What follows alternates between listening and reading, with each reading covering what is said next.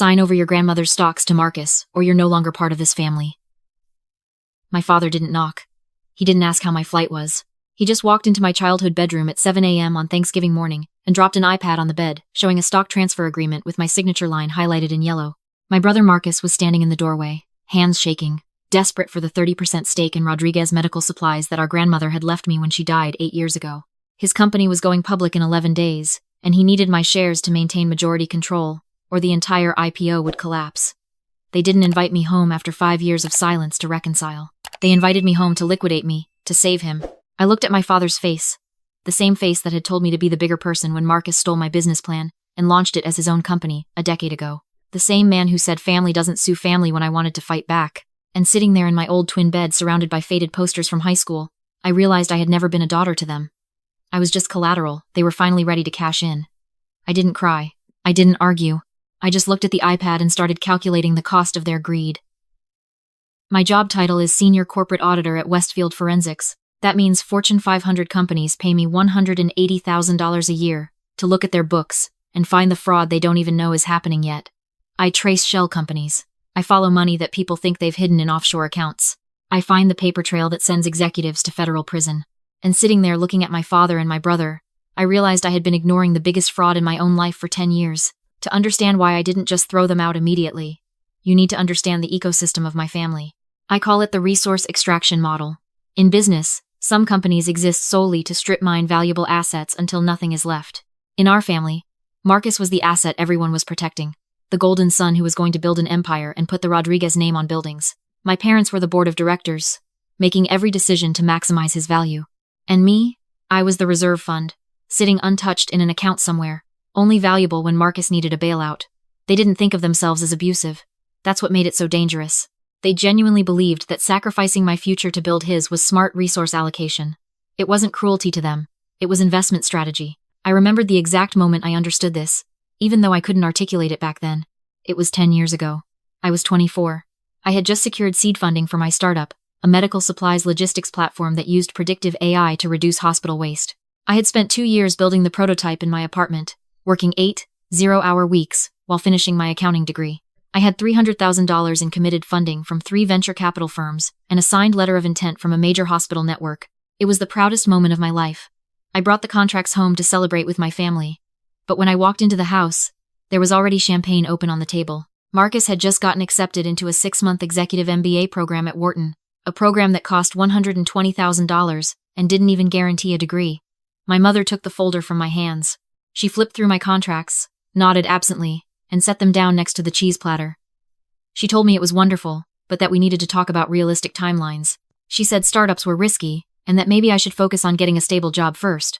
She said the family couldn't afford to support experimental ventures when Marcus needed support for proven educational pathways. 3 weeks later, I walked into a pitch meeting with my final investor. The room went silent when I presented.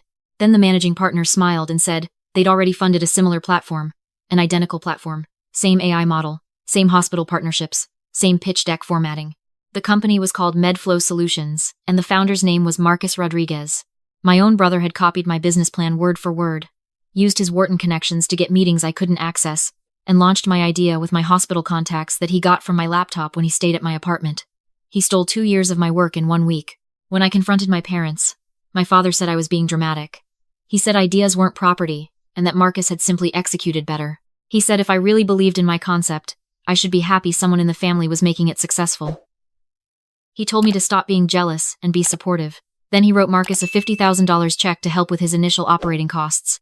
That was my grandmother's money, the inheritance she'd left in trust for both of us. They liquidated my half without asking to fund the company he'd stolen from me. I didn't fight. I didn't sue. I just watched MedFlow Solutions grow into a $40 million company built on my stolen foundation. I got my CPA license, took the auditor job, and disappeared from family gatherings. They called it being bitter.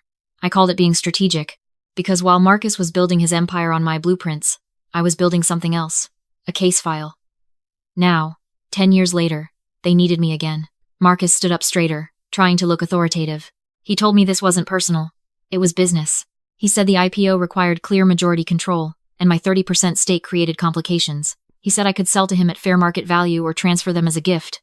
He didn't care. But it needed to happen before the SEC filing deadline.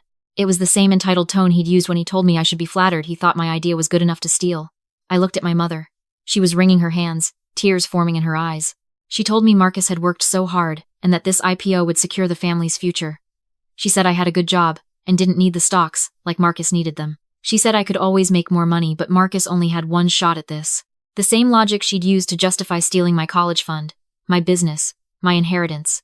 Every time Marcus needed something, I was the bank they robbed to fund it. I let my shoulders drop. I let my eyes water. I needed them to think I was breaking down, not loading up. Okay, I whispered. I can't let the family company fail. You're right. The tension broke like a snapped wire. My father exhaled. My mother actually smiled. Marcus's whole body relaxed, and he pulled out his phone to text his lawyers. But I need 48 hours. I said it with the exact tremor of someone who'd been bullied into submission. The stocks are in a trust structure. I have to file dissolution paperwork with the trustee and get a medallion signature guarantee from my bank. If I just sign a transfer form, the SEC will reject the filing for improper authorization, and you'll miss your deadline. Marcus's face went white. My father stood up. We don't have 48 hours. The final prospectus goes to print Monday morning. I know. I grabbed my laptop and opened a template document. That's why we have to do this correctly. I pulled up my brokerage account and navigated to the trust documents. Look, the shares are in a grantor retained annuity trust. If we dissolve it incorrectly, you'll trigger a 40% gift tax on the transfer, and Marcus will owe $4.2 million to the IRS before the stocks even vest. My brother's face went from white to gray. But there's an exemption. If we classify the transfer as settlement of an outstanding family loan, it's tax neutral. I just need Marcus to sign a promissory note, acknowledging the original debt and confirming this transfer is repayment. My father squinted. What original debt? The $50,000 you gave him 10 years ago that came from my half of Grandma's trust. Technically, that was a loan to him secured against my future interest in the medical supply company. If he signs a document acknowledging that debt and confirming the stock transfer is repayment plus accrued interest, the IRS treats it as a closed-loop transaction. No gift tax. No complications. It was the oldest trick in the forensic auditing playbook. Appeal to a criminal's greed, and they'll sign their own confession. Marcus didn't see a legal trap. He saw a way to save $4.2 million in taxes. I opened a DocuSign template on my screen. I drafted a simple promissory note. It looked boring. It looked like standard estate planning paperwork. But buried in Section 3, Paragraph B, under the clause labeled, Acknowledgement of Original Transaction, I left a fillable text box. I need you to describe the original $50,000 transaction in your own words for the IRS. Just write something like funds received from parental loans secured against future business proceeds to acknowledge prior unauthorized use of joint trust assets. Keep it vague but specific enough to satisfy the examiner. I sent the DocuSign link to his phone. Marcus opened it on his iPhone. His thumbs moved fast, typing exactly what I'd suggested because he was so focused on avoiding the tax bill that he didn't realize what he was actually writing. He typed, repayment of $50,000, loan taken from joint family trust, without Emma's authorization to fund MedFlow Solutions startup costs. Acknowledging this constituted unauthorized conversion of co-beneficiary assets. He pressed sign. The document completed with a timestamp, IP address, and legal attestation under penalty of perjury. He had just confessed to trust fund theft in a legally binding document. It's done, Marcus said, looking up from his phone with relief flooding his face. Now transfer the stocks. I need to verify the signature with my trustee. I lied smoothly. They require a 2-4-hour authentication period for transactions over $1 million. I'll have the transfer completed by Friday morning. You'll have the shares in time for Monday's filing. They left an hour later. My mother hugged me on the way out, whispering that I was finally acting like part of the family. Marcus shook my hand like we were closing a business deal. My father just nodded, satisfied that he'd successfully managed another family crisis. I locked the door behind them, walked to my old desk, and opened my laptop. I didn't file any transfer paperwork. I saved the DocuSign confession to 4 different cloud servers, and emailed a copy to my attorney with the subject line, Exhibit A, ready for filing. I had the confession. Now I needed to see how deep the theft actually went. I logged into the credit monitoring system I'd been paying for since I was 25. I'd checked it religiously every month because I learned early that trust was a liability in my family. I pulled up the full report with 10 years of history. I scrolled past my car loan, past my student debt that I'd paid off 3 years ago, and then I stopped breathing. There were 4 credit cards I'd never opened, 1 from 2015, 2 from 2017, and 1 from 6 months ago. The total balance was $67,000. My parents had added themselves as authorized users on cards opened in my name, intercepted the statements, and funded Marcus's lifestyle for a decade. Every business dinner. Every Wharton networking trip. Every down payment on his downtown loft, I had paid for all of it without knowing. They hadn't just stolen my business. They'd been wearing my credit score like a stolen coat while building Marcus's empire. I downloaded every statement. I compiled a spreadsheet with dates, amounts, and vendor names. I cross-referenced them with Marcus's Instagram posts, showing the same restaurants, the same trips, the same purchases. I had 10 years of systematic identity theft documented down to the receipt. I added it to the file. Then my phone lit up with an unknown number. I answered. A woman's voice, clipped and professional, introduced herself as Vanessa Chen, Marcus's business partner and fiancée. She told me Marcus was having second thoughts about the stock transfer. She said he'd consulted with his attorney who advised that signing away debt acknowledgments without independent counsel was potentially problematic. She told me very calmly that if I proceeded with any claims based on that document, Marcus would file a conservatorship petition claiming I'd manipulated him during a time of extreme stress, that I had a history of mental instability and family conflict, and that I needed professional management of my assets. It was the nuclear option. If they could get a judge to declare me incapacitated, they could freeze my accounts, seize the stocks, and control my finances while I fought to prove my own sanity. She expected me to panic. She expected the girl who'd cried 10 years ago when her business was stolen. She didn't know she was talking to a forensic auditor who'd testified in federal court against executives with better lawyers than Marcus could ever afford. I activated what I call the documentation protocol. I stayed silent for 3 seconds, letting her think I was afraid. Then I spoke in my boardroom voice, the one I use when I'm about to end someone's career. Miss Chen, I'm going to say this once. I'm currently on a recorded line, as I am working remotely for a client this week. Everything you just said has been captured and timestamped. You've just threatened to file a fraudulent conservatorship petition, which is a felony in this state under Elder Abuse Statute Section 15610-70, with penalties up to 4 years in state prison. You've also admitted Marcus consulted an attorney about the promissory note, which means he understood what he was signing and cannot claim manipulation. Thank you for the confession. I hung up. My hands weren't shaking. They were steady. I had been preparing for this moment for 3 years. I opened a locked folder on my desktop labeled Rodriguez file and clicked on a PDF that made my heart rate slow with satisfaction. It was a certificate of debt assignment, dated 3 years ago. The document showed that I had purchased, through a shell LLC I'd created, $240,000 in outstanding business loans that Marcus had personally guaranteed for MedFlow Solutions. The loans were from a private equity firm that had over-leveraged themselves during COVID and sold off their debt portfolios at 30 cents on the dollar. I'd paid $72,000 for $240,000 in debt that Marcus owed. I'd been paying the minimum interest through the LLC to keep the loans current so he'd never know they'd changed hands. But I could call them due any time. And if Marcus couldn't pay, I could seize the collateral, which included his personal guarantees on the company assets. I didn't just have leverage. I owned him. I picked up my phone and called a number I'd saved under Plan B. A man answered on the second ring. His voice sounded like gravel and expensive whiskey. Miss Rodriguez, he said, not asking, confirming. It's time, I told him. File the debt collection notices. All of them. Marcus Rivera, the attorney I'd retained 2 years ago specifically for this moment, made a sound that might have been a smile. The notices will be served tomorrow morning, Thanksgiving Day, when his whole family is watching. He'll have 10 days to pay $240,000 or I proceed with asset seizure. And the conservatorship threat? Countersue for vexatious litigation and add it to the evidence file for the identity theft case. I've already drafted the complaint. I hung up and opened my calendar. Thanksgiving dinner was in 6 hours. I had work to do. I showed up to dinner at 4 p.m. exactly, carrying a pie I'd bought at Whole Foods and wearing a cream cashmere sweater that cost more than my mother's monthly car payment. I looked successful. I looked calm. I needed them to see what they'd underestimated. The house smelled like turkey and denial. My aunts and uncles were already there, drinking wine in the living room. Marcus was holding court in the kitchen, talking about the IPO like it was already done. My mother was setting the table with the good china. The set my grandmother had left to me that they'd kept in their house because they said I didn't have room for it in my apartment. I set the pie down on the counter. My father looked up from carving the turkey. He smiled. The first genuine smile he'd given me in 5 years. Glad you came to your senses, he said quietly. Family is more important than grudges. I didn't answer. I just took a glass of wine and walked into the living room. Dinner was surreal. Everyone talked about Marcus's success. My uncle gave a toast to the next generation of Rodriguez entrepreneurs. My aunt asked me when I was going to settle down and find something meaningful to do with my life. No one mentioned that I made more money than Marcus did. No one mentioned that his entire company was built on my stolen work. They had rewritten history so completely that even they believed the fantasy. Then, at exactly 6:47 p.m., the doorbell rang. My father got up to answer it. I heard voices. Official voices. My father came back into the dining room holding a thick manila envelope, his face confused.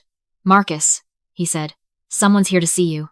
A man in a dark suit stepped into the dining room. He looked at Marcus and asked him to confirm his identity. Then he handed him a document. Marcus Rivera. You're being served with a notice of debt acceleration and asset lien filing in the matter of Catalyst Holdings LLC versus Medflow Solutions and Marcus Rodriguez, individually. You have 10 days to satisfy the outstanding debt of $240,000, plus accrued interest, or the plaintiff will proceed with seizure of all pledged collateral, including 23% equity stake in Medflow Solutions. The room went silent. Every fork stopped moving. My aunt's wine glass paused halfway to her lips. Marcus opened the envelope with shaking hands. He read the first page, then the second. Then he looked up at me with an expression I will remember for the rest of my life. Pure, unfiltered understanding that he'd been outplayed. You, he whispered. Catalyst Holdings is you. I didn't confirm. I didn't deny. I just took a sip of wine. My father stood up. What the hell is this? It's a debt collection notice, I said calmly. Marcus took out personal loans to keep Medflow afloat during the pandemic. He used company equity as collateral. The original lender sold the debt 3 years ago. The new owner is calling it due. Marcus's face went from shock to rage. You bought my debt. You've been sitting on this for 3 years. I tilted my head. About as long as you've been using credit cards opened in my name without authorization. Would you like me to list the purchases? The Wharton ski trip?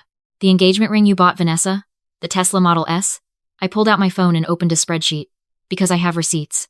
All $67,000 worth.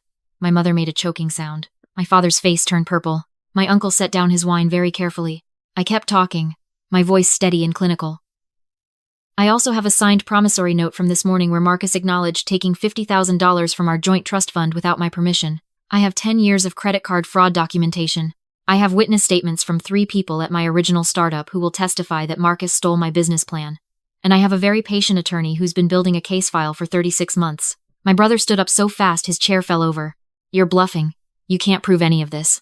I can prove all of it. I looked at my father. And if you file that conservatorship petition Vanessa threatened me with this morning, I will submit this entire file to the district attorney, and you'll all be explaining identity theft and fraud to a grand jury. I stood up. I set my napkin on my plate. But I'm not interested in sending anyone to prison. I'm interested in a very simple transaction. Marcus signs over his 23% stake in Medflow to satisfy the debt. You transfer the title of Grandma's house, which you somehow got into your names after her death, even though the will left it to both of us to my name. You close every credit card opened in my name and pay off the balances. And all of you sign a permanent no-contact agreement. I get my assets. You get to avoid felony charges. My father found his voice. You can't do this. You can't extort your own family. It's not extortion. It's asset recovery. You stole from me for 10 years. I'm just collecting what you owe. My mother started crying. Real tears this time. Not the manipulative ones she used to use when she wanted me to back down. She told me I was destroying the family. I'm not destroying anything. I'm just refusing to be destroyed anymore. Marcus looked at his phone. He looked at my father. He looked at the process server, still standing in the doorway. How much time do we have? I checked my watch. 10 days to pay the debt or transfer the assets. Or I can file criminal complaints tomorrow and you can spend your IPO money on legal defense instead of celebrating. The choice is actually yours. I walked out of that house and got into my car. I didn't wait for an answer. I knew they'd sign. Greed makes people predictable, but fear makes them compliant. And I'd just shown them they had a lot to be afraid of. 7 days later, I sat in Marcus's attorney's office in downtown Seattle. The conference room had floor-to-ceiling windows overlooking Elliott Bay. My attorney sat next to me. Marcus's attorney sat across from us looking like he'd aged 5 years in 1 week. Marcus wasn't there. Neither were my parents. They'd sent their lawyers to handle the surrender. The documents were already prepared. Transfer of Marcus's 23% Medflow equity to Catalyst Holdings LLC in satisfaction of debt. Quitclaim deed for the family house transferred to me. Settlement agreement for $67,000 to close the credit card fraud matter. And a permanent mutual no-contact order enforceable by contempt of court. I read every word. I checked every clause. Then I signed. Marcus's attorney slid a final document across the table. A letter. Handwritten. From Marcus. I opened it. It said, "You win. But you lost your family. Was it worth it?" I folded the letter very carefully. I put it in my bag. Then I looked at his attorney. Tell Marcus that I didn't lose my family. I just stopped letting them steal from me. And yes, it was worth every single dollar. I walked out of that office with the deed to a $800,000 house. 23% of a company about to IPO at $40 million, and freedom from people who'd spent 10 years treating me like an ATM machine. The IPO went through 3 weeks later. Marcus had to explain to his board why he'd lost his major shareholder stake right before going public. The stock price dropped 18% on opening day. because investors saw the ownership change as a red flag. My 23% stake was still worth $7.6 million. I sold it immediately and bought a condo in Portland where nobody knows my last name. I changed my phone number. I blocked them on every platform. I donated the family house to a nonprofit that helps women escape financial abuse. They can visit it now, as a museum, to everything they destroyed. I'm 34 years old. I own my home. I have a career I built with my own hands. I have friendships I chose instead of relatives I'm obligated to. And I have a file cabinet with 10 years of evidence that reminds me every single day that the best revenge isn't anger. It's accounting. Have you ever had to audit your own family and find out you were the line item they'd been embezzling from? Tell me in the comments. And if you're reading this from somewhere you feel trapped by people who think love means unlimited access to your resources, tell me what time it is, where you are. I want to know how far this story reaches, because somewhere out there is another version of me, sitting at a Thanksgiving table, being told to be grateful while someone picks her pockets. And I want her to know that you can choose to stop being the family fund. You can choose to collect what you're owed. And you can choose to walk away from people who only value you when they need something. I did. And I've never slept better.